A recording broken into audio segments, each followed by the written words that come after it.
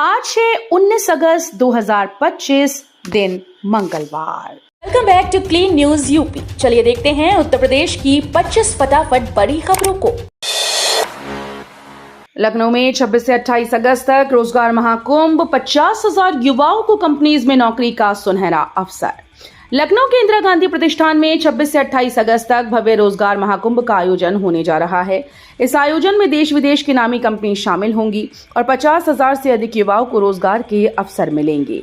श्रम व सेवायोजन मंत्री अनिल राजभर ने रोजगार महाकुंभ के प्रचार प्रसार के लिए विधान भवन से रोजगार रथ को हरी झंडी दिखाकर रवाना किया।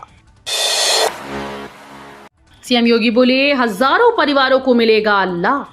लखनऊ के एसजीपीजीआई में मुख्यमंत्री योगी आदित्यनाथ ने एसबीआई फाउंडेशन आईसीयू प्रोजेक्ट का शुभारंभ किया। इस अवसर पर एसबीआई फाउंडेशन ने सलोनी हार्ट सेंटर को 10 करोड़ रुपए की सहायता प्रदान की है, जिससे जन्मजात हृदय रोग से पीड़ित बच्चों के इलाज के लिए आधुनिक उपकरण उपलब्ध कराए जाएंगे।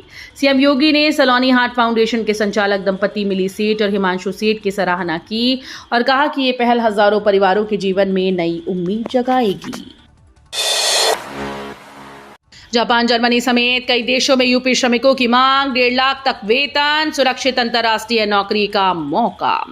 उत्तर प्रदेश सरकार ने अंतर्राष्ट्रीय रोजगार अभियान को गति दी है। जापान, जर्मनी, क्रोएशिया और संयुक्त अरब अमीरात से यूपी के कुशल श्रमिकों की बड़ी मांग आई है। नर्स, केयर गिवर, ड्राइवर और निर्माण श्रमिकों के लिए हजारों पदों पर अवसर खुल रहे हैं, जहां 1.5 लाख रुपए तक का वेतन मिलेगा।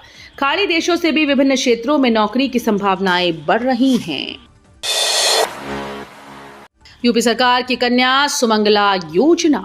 उत्तर प्रदेश सरकार मुख्यमंत्री कन्या सुमंगला योजना के जरिए बेटियों को सशक्त बनाने की दिशा में बड़ा कदम उठा रही है। मिशन शक्ति 5.0 के तहत चलाई जा रही इस योजना में बेटी के जन्म से लेकर 12वीं तक की पढ़ाई पूरी करने तक 25,000 रुपए की आर्थिक मदद की जाती है। मुख्यमंत्री योगी आदित्यनाथ ने कहा कि इस पहल का उद्देश्य बेटियों के जन्म का उत्सव मनाना, उन्हें पढ़ाई लिखाई के अवसर देना और आत्मनिर्भर बनाना है। 69,000 शिक्षक भर्ती अभ्यर्थी, सुप्रीम कोर्ट में सुनवाई न होने से नाराज, शिक्षा मंत्री संदीप सिंह का आवाज घेरा। 69,000 शिक्षक भर्ती में शामिल आरक्षित वर्ग के अभ्यर्थियों ने सोमवार को बेसिक शिक्षा मंत्री के आवास का घेराव किया। बड़ी संख्या में पहुंचे अभ्यर्थी यहां जोरदार नारेबाजी कर रहे हैं। मौके पर भारी पुलिस बल तैनात है। अभ्यर्थियों का कहना है कि 69,000 शिक्षक भर्ती में व्यापक स्तर पर अनियमितता हुई है। नई जीएसटी सुधार से राहत, कार, मोबाइल, तेल, साबुन होंगे सस्ते, सिर्फ 2 टैक्स स्लैब 5% और 18% प्रस्तावित। देश में बड़े जीएसटी सुधार की तैयारी चल रही है। सूत्रों के मुताबिक जल्द ही सिर्फ 2 टैक्स स्लैब 5% और 18% लागू किए जा सकते हैं। इसके तहत 28% टैक्स वाली वस्तुएं 18% स्लैब में आ जाएंगी और 12% स्लैब वाले सामान 5% पर आ सकते हैं। इस बदलाव का सीधा फायदा आम लोगों को मिलेगा। तेल, साबुन, ग्रोसरी, कपड़े, जूते, चप्पल और छोटे घरेलू उपकरण सस्ते हो जाएंगी। यूपी में बढ़ सकती है ओबीसी छात्रों की छात्रवृत्ति, कक्षा 9-10 के लिए नियमों में समानता पर मंथन जारी। उत्तर प्रदेश सरकार कक्षा 9 और 10 के ओबीसी छात्रों के लिए छात्रवृत्ति की राशि बढ़ाने की तैयारी कर रहे हैं। फिलहाल ये छात्रवृत्ति सामान्य और अल्पसंख्यक वर्ग के छात्रों की तुलना में कम है। सरकार सभी वर्गों के छात्रों के लिए नियमों में समानता लाने पर मंथन कर रही है, ताकि किसी भी वर्ग के छात्रों के साथ भेदभाव न रहे। वर्तमान में ये सुविधा उन छात्रों को दी जाती है जिनके परिवार की सालाना आय अधिकतम 2.5 लाख रुपए तक है। सीएम योगी बोले, मोबाइल कॉल जितनी सस्ती होगी रसोई गैस। यूपी में 22,000 मेगावाट नवीकरणीय ऊर्जा का लक्ष्य। मुख्यमंत्री योगी आदित्यनाथ ने कहा कि ग्रीन हाइड्रोजन भविष्य की ऊर्जा है और उत्तर प्रदेश में इसके विकास की व्यापक संभावनाएं मौजूद हैं। राज्य में प्रचुर जल संसाधनों के चलते इस बड़े पैमाने पर अपनाया जा रहा है। सीएम योगी ने विश्वास जताया कि आने वाले समय में ग्रीन हाइड्रोजन से बनी रसोई गैस मोबाइल कॉल जितनी सस्ती हो जाएगी और घर घर पहुंचाई जाएगी। बरेली की अर्थव्यवस्था में तेजी, 3 साल में जीडीपी दुगनी, आम आदमी की आय में 23% की बढ़ोतरी। बरेली जिले की अर्थव्यवस्था ने बीते 3 वर्षों में नई उड़ान भरी है। जिला सकल घरेलू उत्पाद इस अवधि में लगभग दुगना हो गया। वहीं आम आदमी की औसत आय में करीब 23% की बढ़ोतरी दर्ज की गई। कोरोना महामारी के बाद उद्योगों और कारोबारियों की गतिविधि में तेजी आई। जिले की आर्थिक स्थिति इससे मजबूत हुई। नियोजन विभाग के अर्थ और संख्या प्रभाग के आंकड़े बताते हैं कि प्रदेश की जीडीपी में बरेली का योगदान अब 2.23% तक पहुंच गया है। पूर्व विधायक संगीत सोम ने अफसरों को जमीन पर बैठाया, बोले योगी सरकार में गुंडई बर्दाश्त नहीं होगी। मेरठ के सरधना में पूर्व विधायक ठाकुर संगीत सोम ने सोमवार को गोटका निवासी सेना के जवान कपिल से मारपीट मामले को लेकर कड़ा रुख अपनाया। टोल प्लाजा पर पहुंचे संगीत सोम ने अधिकारियों को जमीन पर बैठाया और चेतावनी दी कि भाजपा की सरकार में गुंडई बर्दाश्त नहीं होगी। उन्होंने अफसरों से कहा कि मेरठ जिला भगवान भरोसे चल रहा है और अपराध चरम पर, लेकिन अब लापरवाही नहीं चलेगी। बरेलवी उलमा ने जारी किया मुस्लिम एजेंडा, बोले बुराइयों के खिलाफ आंदोलन और राजनीति में बढ़ेगी Barelvi leadership. All India Muslim Jamaat के राष्ट्रीय अध्यक्ष मौलाना शहाबुद्दीन रजवी बरेलवी ने सोमवार को बरेलवी उलमा का मुस्लिम एजेंडा जारी किया। उन्होंने कहा कि मुस्लिम समाज में सामाजिक, धार्मिक और नैतिक बुराइयां तेजी से बढ़ रही हैं, जिनके खिलाफ आंदोलन चलाया जाएगा। मौलाना ने माना कि राजनीतिक क्षेत्र में बरेलवी काफी पीछे रह गए हैं, क्योंकि उलमा ने सियासत से दूरी बनाए रखी थी। इसके चलते युवाओं को आगे बढ़ने का अवसर नहीं मिला। राज्य सरकार का बड़ा कदम, युवाओं के लिए नई पहल। राज्य सरकार ने युवाओं को रोजगार से जोड़ने के लिए बड़ा कदम उठाया। मिशन के तहत राष्ट्रीय और अंतर्राष्ट्रीय स्तर पर रोजगार अवसरों की पहचान की जाएगी और स्किल गैप को दूर करने के लिए विशेष ट्रेनिंग प्रोग्राम शुरू किए जाएंगे। कैबिनेट मंत्री ओम प्रकाश राजभर ने आचार संहिता उल्लंघन मामले में मऊ कोर्ट में किया आत्मसमर्पण, सुबह सपा कार्यकर्ता मौजूद। उत्तर प्रदेश सरकार में कैबिनेट मंत्री ओम प्रकाश राजभर ने सोमवार को मऊ के एमपी एमएलए कोर्ट में आत्मसमर्पण किया। उनके खिलाफ हल्दरपुर थाने में आचार संहिता उल्लंघन का मुकदमा दर्ज था, जिसके बाद कोर्ट ने वारंट जारी किया था। इस वारंट के पालन में मंत्री ओम प्रकाश राजभर ने कोर्ट में सरेंडर किया। मुरादाबाद में रामपुर उत्तराखंड से अंडे और चिकन पर रोक, बर्ड फ्लू की पुष्टि के बाद प्रशासन ने कड़ा कदम उठाया। रामपुर जिले के बिलासपुर में मुर्गों में बर्ड फ्लू की पुष्टि होने के बाद मुरादाबाद जिला प्रशासन सतर्क हो गया।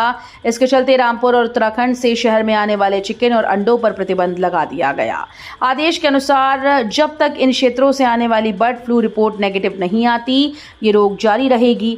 बर्ड फ्लू के मामलों ने आसपास के जिलों में दहशत फैला दी है। अखिलेश यादव ने यूपी माफिया पर हमला बोला, कानपुर जबरन वसूली केस और चुनाव आयोग पर लगाया आरोप। समाजवादी पार्टी के अध्यक्ष अखिलेश यादव ने कानपुर में जबरन वसूली गिरोह संचालित करने के आरोप में वकील की गिरफ्तारी का हवाला देते हुए योगी सरकार पर तीखा हमला बोला। उन्होंने कहा कि यूपी माफिया मुक्त नहीं, महामाफिया बन गया है। इसके अलावा वोटर लिस्ट और चुनाव प्रक्रिया को लेकर सपा प्रमुख ने सांसद के बाहर हलफनामा दिखाया और चुनाव आयोग पर बीजेपी के इशारे पर काम करने का आरोप लगाया।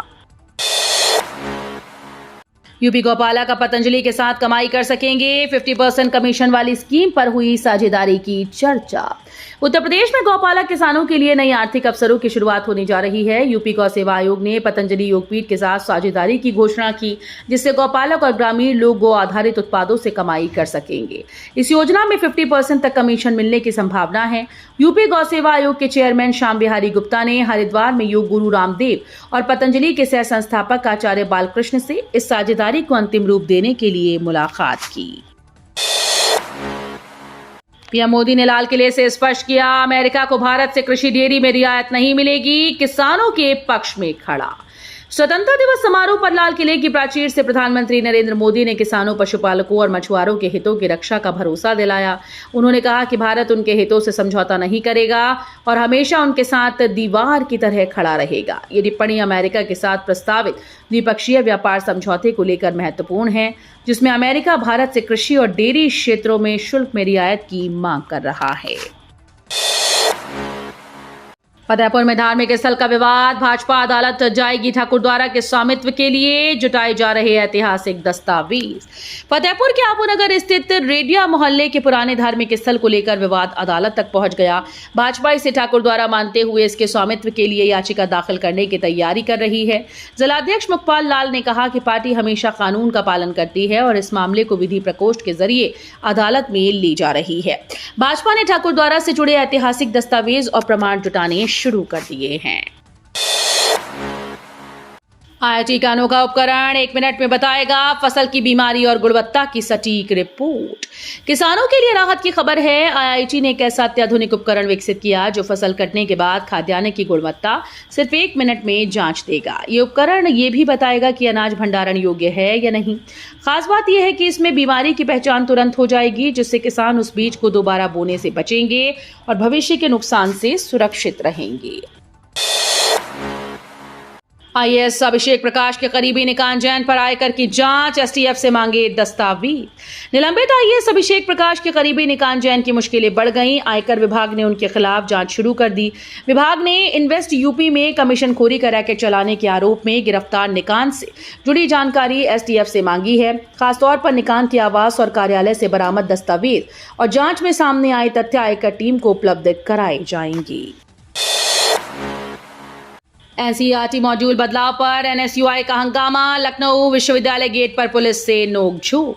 लखनऊ विश्वविद्यालय सोमवार को छात्रों के विरोध का अखाड़ा बन गया। कांग्रेस से जुड़े छात्र संगठन NSUI ने NCERT की किताबों में इतिहास से जुड़े अध्यायों को बदलने के विरोध में जोरदार प्रदर्शन किया। गेट नंबर 1 पर छात्रों ने सरकार के खिलाफ नारेबाजी की और पोस्टर लहराए। सूचना पर पहुंची पुलिस ने उन्हें शांत कराने की कोशिश की, लेकिन दोनों पक्षों में जमकर नोकझोंक हुई। 7 साल पुरानी सैटेलाइट तस्वीरों में बनेगा गंगा संरक्षण का ब्लूप्रिंट।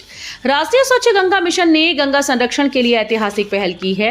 IIT कानपुर के शोधकर्ताओं ने 1965 की अमेरिकी कोरोना जासूसी उपग्रह से ली गई दुर्लभ तस्वीरों को 2018-19 की आधुनिक सैटेलाइट इमेजरी के साथ जोड़कर गंगा के स्वरूप, प्रवाह और भूमि उपयोग में आए बदलाव दर्ज किए हैं। यह अध्ययन गंगा संरक्षण का ठोस ब्लूप्रिंट तैयार करेगा।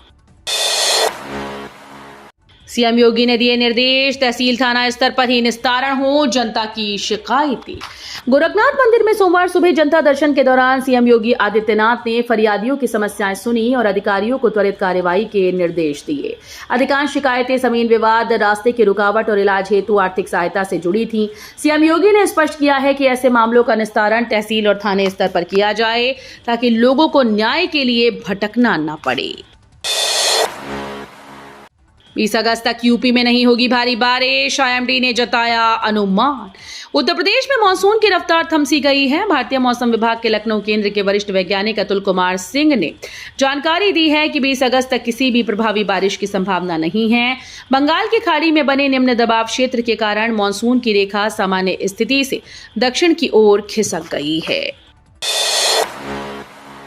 स्टूडियो LSD का सस्ता IPO सोमवार से खुला। ग्रे मार्केट में 27% तक मुनाफा, निवेशकों में उत्साह।